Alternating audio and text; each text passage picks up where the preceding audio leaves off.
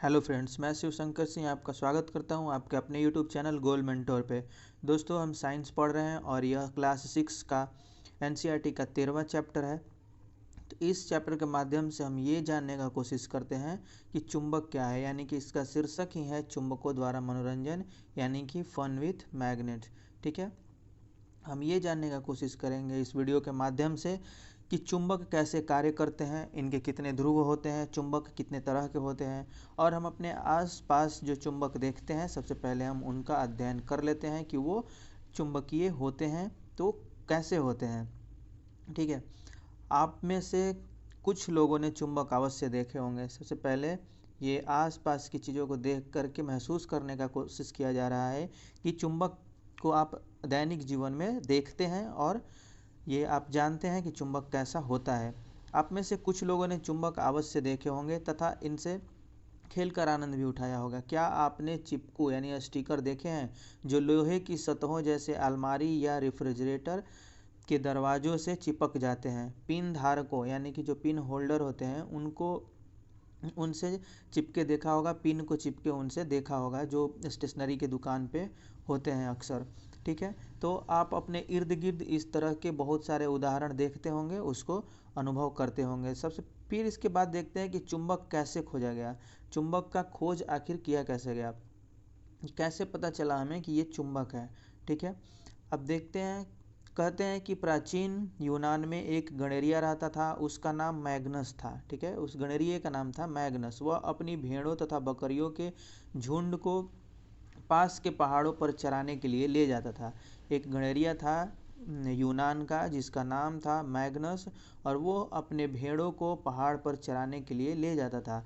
भेड़ों पर नियंत्रण के लिए वह अपने साथ एक छड़ी रखता था। ठीक है, उनको नियंत्रित करने के लिए भेड़ के झुंड को अपने साथ एक छड़ी रखता था। छड़ी के एक सिरे पर लोहे की टोपी लगी होती थी। अक्सर हमारे यहाँ भी जो लाठी डंडे होते हैं उन पर एक गोप लगा दिया जाता है लोहे का, उसी तरीके से इसने अपने छड़ी में भी लगा रखा था। एक दिन पहाड़ पर एक चट्टान के ऊपर इस छड़ी को उठाने में उसे बहुत जोर लगाना पड़ा। ठीक है, उस छड़ी को क्या हुआ, उसको उठाने में जोर लगाना पड़ा। फिर वह आश्चर्यचकित हुआ, चट्टान छड़ी को अपनी ओर आकर्षित कर रही थी। ठीक है, चट्टान जो थी वो लोहे की लगी जो छड़ थी उसको छड़ी में वो अपनी ओर उसको आकर्षित कर रही थी। ठीक है, आप यहाँ देख सकते हैं इस पिक्चर के माध्यम से यही दिखाने का कोशिश किया गया है इस गणेरिये को जिसका नाम मैग्नस है। छड़ी एक चट्टान से लगती है और उसके बाद इसको उठाने में बहुत ज़्यादा जोर लगाना पड़ रहा है। तो इस प्रकार से प्रतीत हो रहा था, उसको जोर लगाना पड़ रहा था, यानी कि उसको खींचना पड़ रहा था। यह चट्टान एक प्राकृतिक चुंबक थी। ठीक है, यह चट्टान क्या थी, एक प्राकृतिक चुंबक थी। और इसने गणेरिये की छड़ी की लोहे की टोपी को अपनी ओर आकर्षित कर लिया था। कहा जाता है कि इस प्रकार प्राकृतिक चुंबक की खोज हुई। ठीक है, इस प्रकार से क्या हुई, प्राकृतिक चुंबक की खोज हुई गणेरिये के द्वारा, जो मैग्नस जिसका नाम था। संभवतः उस गणेरिये के नाम पर उस पत्थर को मैग्नेटाइट नाम दिया गया था। ठीक है, मैग्नेटाइट नाम दिया गया था, जो प्राकृतिक चुंबक का नाम होता है मैग्नेटाइट, वो इसको नाम दिया गया था। मैग्नेटाइट में लोहा होता है। कुछ लोगों का विश्वास है कि मैग्नेटाइट मैग्नेशिया नामक स्थान पर सबसे पहले पाया गया था। जिन पदार्थों में लोहा को आकर्षित करने का गुण होता है वो क्या होता है, चुंबक। जिन पदार्थों में लोहे को आकर्षित करने का गुण पाया जाता है वो क्या कहलाते हैं, चुंबक कहलाते हैं, यानी कि मैग्नेट कहलाते हैं। ठीक है, अब प्राकृतिक चुंबक जो होता है, प्राकृतिक चुंबक लोहे का ऑक्साइड होता है। ठीक है, इसका कोई निश्चित आकार नहीं होता है। प्राकृतिक जो चुंबक होता है वह लोहे का ऑक्साइड होता है, यानी कि Fe3O4 होता है। इसका कोई आकार निश्चित नहीं होता है।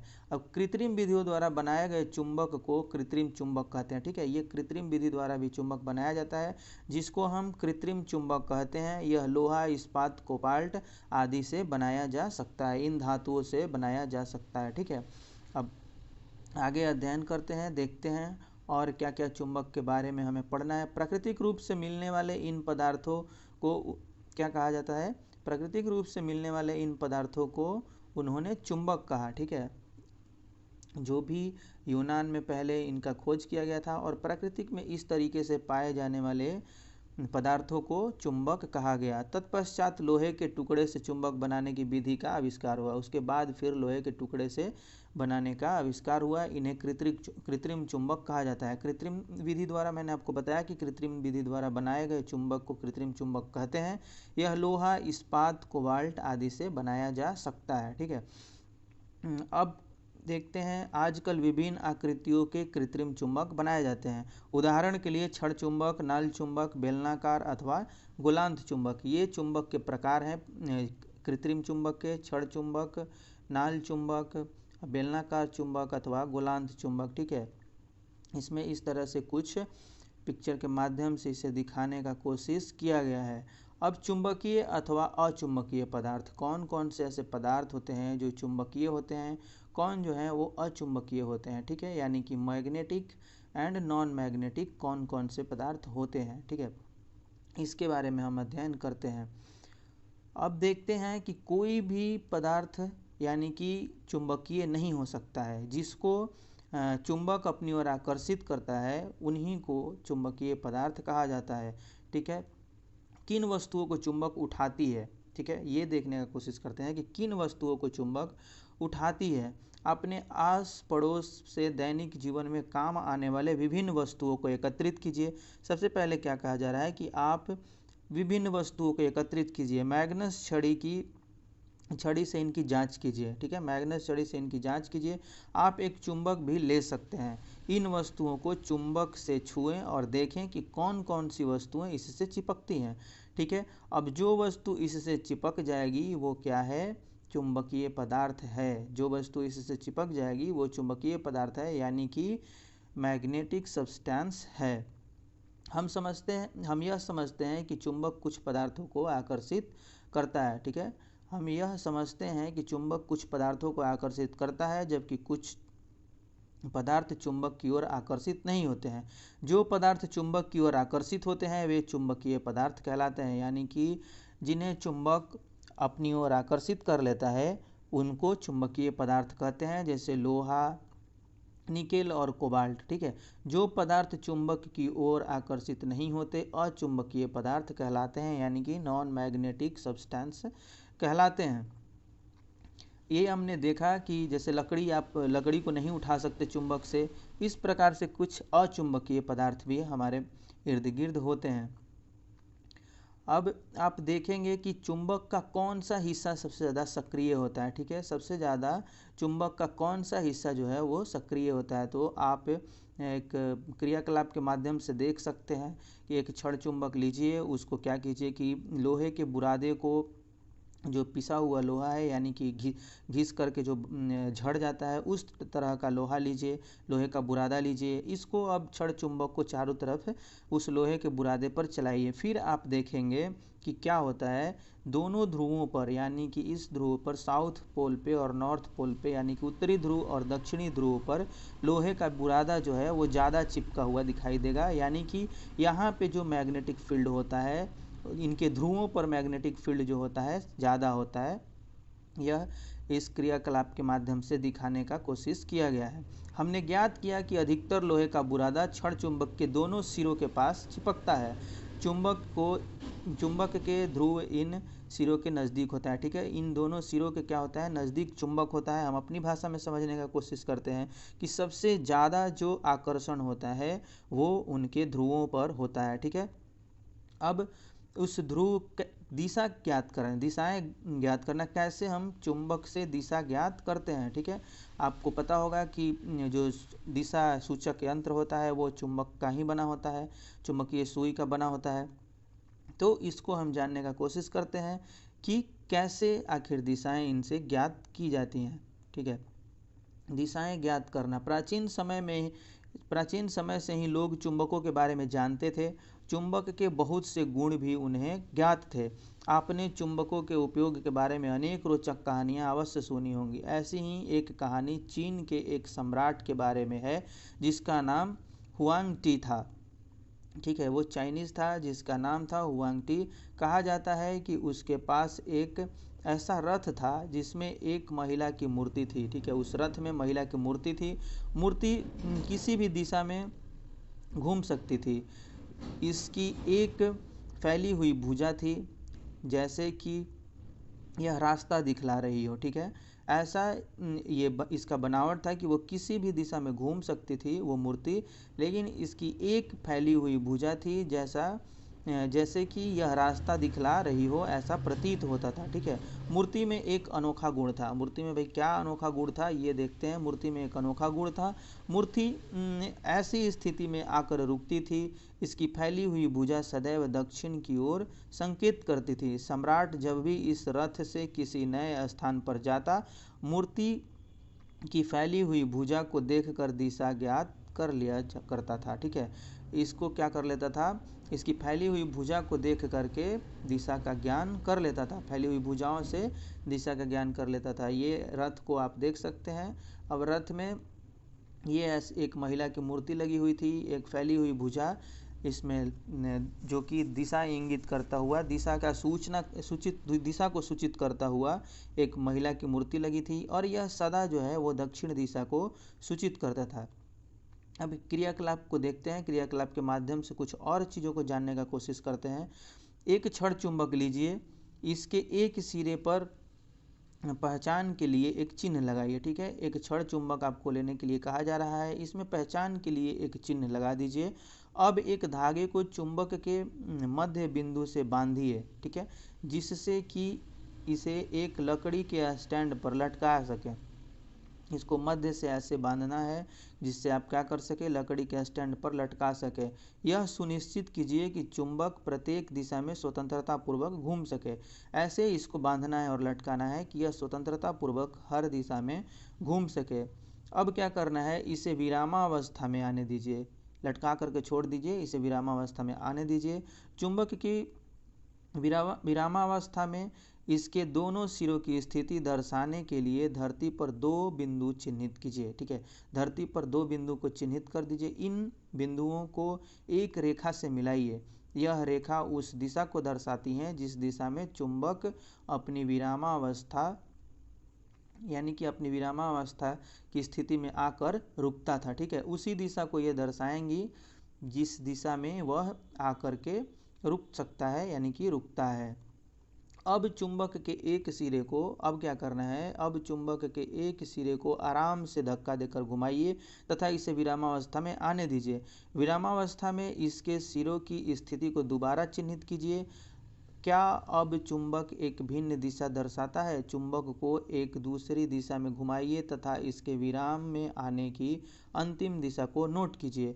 अब आप क्या पाते हैं, इसको आप पाएंगे कि यह उत्तर दक्षिण दिशा में ही सदैव रुकेगा। आपने देखा कि स्वतंत्र लटका हुआ चुंबक सदैव एक निश्चित दिशा में विराम में आता है, जो उत्तर दक्षिण दिशा होती है। इस प्रकार से आप चुंबक को लटका देंगे, फिर चिन्हित करेंगे इनके मार्ग को, इनके दिशाओं को, और उसके बाद आप ये देखेंगे कि यह उत्तर दक्षिण दिशा में ही आकर के रुकते हैं। सदैव उत्तर दक्षिण दिशा में ही ये रुकेंगे।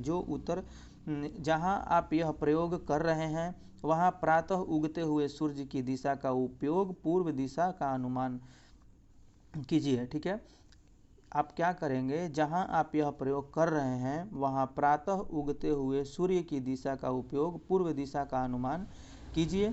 यदि आपका चेहरा पूर्व की ओर है तो क्या होगा, आपके बाईं ओर उत्तर।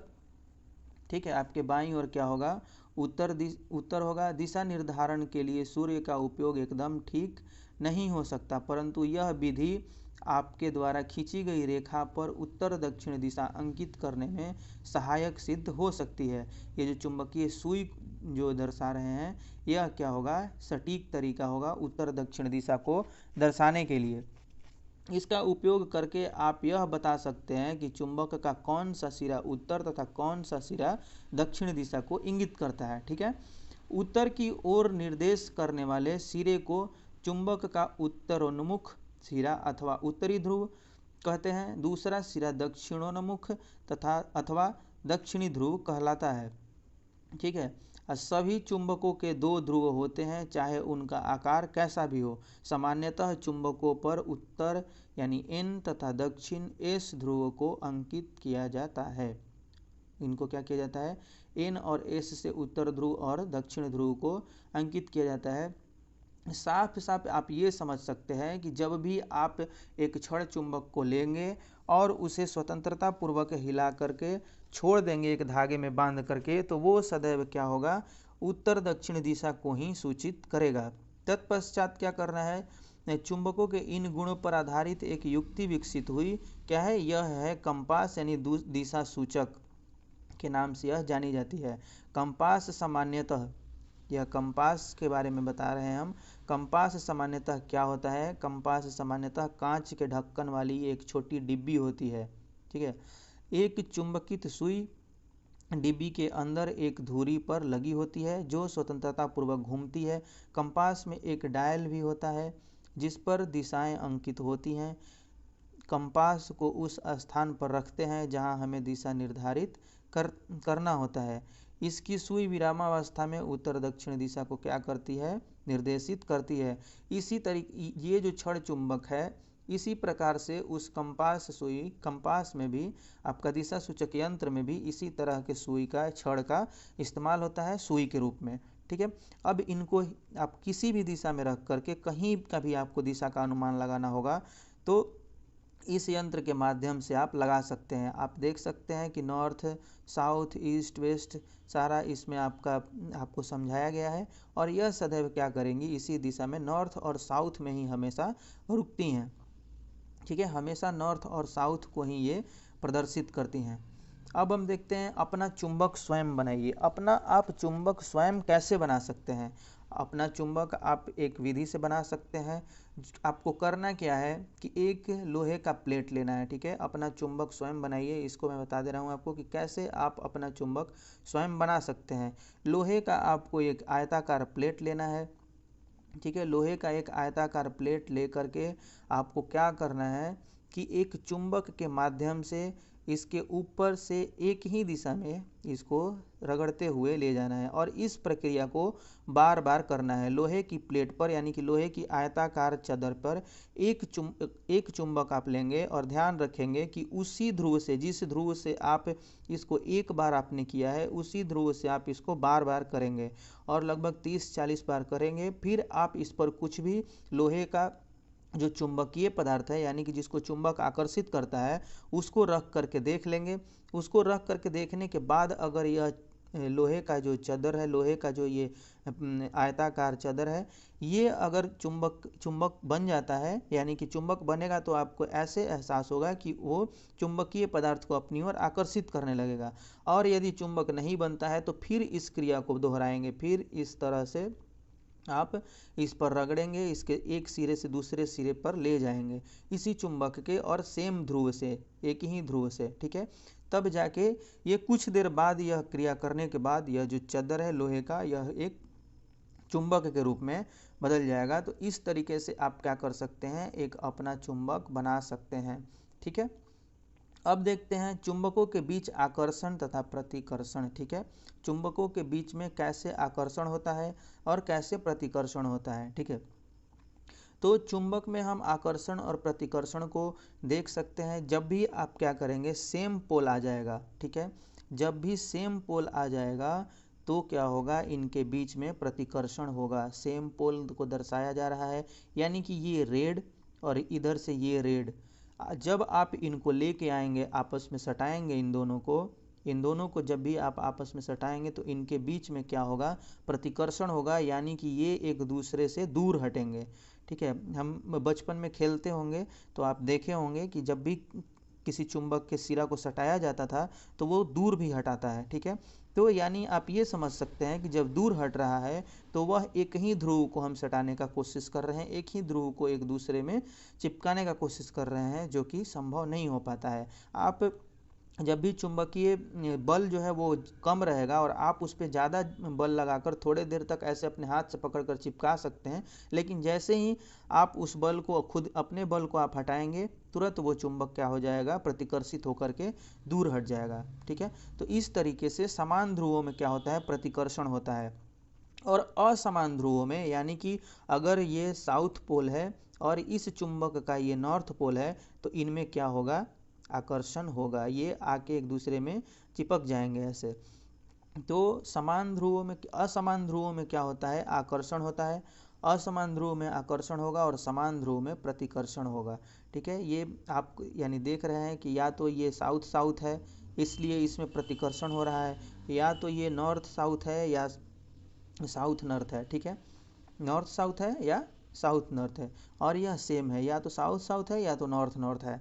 अगर दो तरह का ध्रुव है तो उसमें क्या होगा, आकर्षण होगा, और समान ध्रुव है तो उसमें प्रतिकर्षण होगा। यह चुंबक का एक गुण होता है, चुंबक का एक अपना प्रॉपर्टीज होता है। ठीक है, अब कुछ चेतावनी यहाँ पे हम देख लेते हैं कि क्या कुछ चेतावनी यहाँ पे हम लोगों के लिए दर्शाया गया है। यदि चुंबक को गर्म किया जाए, हथौड़े से पीटा जाए या ऊंचाई से गिराया जाए तो वह अपना गुण खो देता है। यानी कि आपको एक चुंबकीय पदार्थ को अगर चुंबक को आपको अगर एक चुंबक को उसका चुंबकीय गुण खत्म करना है तो आप उसको गर्म करके, उसको हथौड़े से पीट करके या ऊंचाई से गिरा करके उसका जो गुण है क्षीण कर सकते हैं, नष्ट कर सकते हैं। ठीक है, तो आप चुंबक को उसका गुण कैसे नष्ट कर सकते हैं, गर्म करके, हथौड़े से पीट करके या ऊंचाई से गिरा करके। ठीक है, अब किस चुंबक को कैसे रखा जाता है। ठीक है, छड़ चुंबक, नाल चुंबक, इस तरीके से दो चुंबक को ये 6 क्लास में पढ़ने के लिए इस चैप्टर में हमको मिलेगा। तो इनको कैसे रखा जाए कि इनका चुंबकीय जो गुण है वो बना रहे, यानी कि बरकरार रहे। यदि चुंबकों का उचित रख रखाव न हो तब भी ये क्या करते हैं, समय के साथ इनका चुंबकीय गुण जो होता है, चुंबक जो होते हैं वो नष्ट हो जाता है, क्षीण हो जाता है। छड़ चुंबकों को सुरक्षित रखने के लिए उनके जोड़ों के आसपास के ध्रुवों को क्या करते हैं, फिर से पढ़ते हैं। छड़ चुंबक को सुरक्षित रखने के लिए उनके जोड़ों के असमान ध्रुवों को पास पास रखा जाना चाहिए। ठीक है, छड़ चुंबक को क्या करते हैं, रखने के लिए इनके असमान ध्रुवों को पास पास रखते हैं। ठीक है, इन चुंबकों को लकड़ी के टुकड़े से पृथक करके इनके सिरों पर नर्म लोहे के 2 टुकड़े लगा देने चाहिए। ठीक है, इनको क्या करना चाहिए कि इस तरीके से बीच में लकड़ी का लगा करके इनके सिरे पर नर्म लोहे का टुकड़ा लगा देना चाहिए। देख लेते हैं, यदि चुंबक को उचित रख रखाव न हो, यानी कि जब उसका भंडारण आप सही से नहीं करेंगे तो उसका क्या होगा, समय के साथ उसका चुंबकीय गुण जो है, यानी कि चुंबकत्व जो है वो नष्ट हो जाएगा। छड़ चुंबक को सुरक्षित रखने के लिए उनके जोड़ों को असमान ध्रुवों के पास पास रखना चाहिए। असमान ध्रुव यानी कि आपको साउथ और नॉर्थ और साउथ को एक साथ माने पास पास रखना चाहिए। इन चुंबकों को लकड़ी के टुकड़ों से पृथक करके, लकड़ी बीच में आप लगा करके, और क्या करेंगे, नर्म लोहे के 2 टुकड़े लगा देंगे। ठीक है, नर्म लोहे के 2 टुकड़े को आप लगा देंगे जैसा कि इसमें दिखाया गया है। अब क्या करते हैं कि नाल चुंबक का भंडारण आप कैसे करते हैं। ठीक है, नाल चुंबक का भंडारण करने के लिए इसके ध्रुवों के संपर्क में लोहे का एक टुकड़ा लगाना चाहिए। नाल चुंबक को सुरक्षित रखने के लिए क्या करना चाहिए, इसके ध्रुवों के संपर्क में लोहे का एक टुकड़ा रखना चाहिए। अपने चुंबक को cassette, mobile, television, music system, CD तथा कंप्यूटर से दूर रखें। यानी कि चेतावनी जो है आप भली बात याद रखेंगे कि किन किन चीज़ों से चुंबक को दूर रखना है। इस तरीके से आप छड़ चुंबक को देख रहे हैं कि छड़ चुंबक को अपना जो इनका ध्रुव है, जो असमान ध्रुव है, उनको एक स्थान पर रखा गया है, बीच में लकड़ी लगा दिया गया है, फिर लोहे से इनको चिपका करके रखा जा रहा है। और नाल चुंबक को क्या कह रहा है, दोनों इनके ध्रुवों को एक लोहे का कैप पहना देना चाहिए। ठीक है, तो इस तरीके से हम चुंबक के बारे में आज अध्ययन किए। फिर देख लेते हैं कि सारांश क्या है इस पूरे पाठ का। तो मैग्नेटाइट क्या है? एक प्राकृतिक चुंबक है। मैग्नेटाइट क्या है? एक प्राकृतिक चुंबक है। चुंबक लोहा, निकेल, कोबाल्ट जैसे कुछ पदार्थों को आकर्षित करता है। ऐसे पदार्थ को चुंबकीय पदार्थ कहते हैं।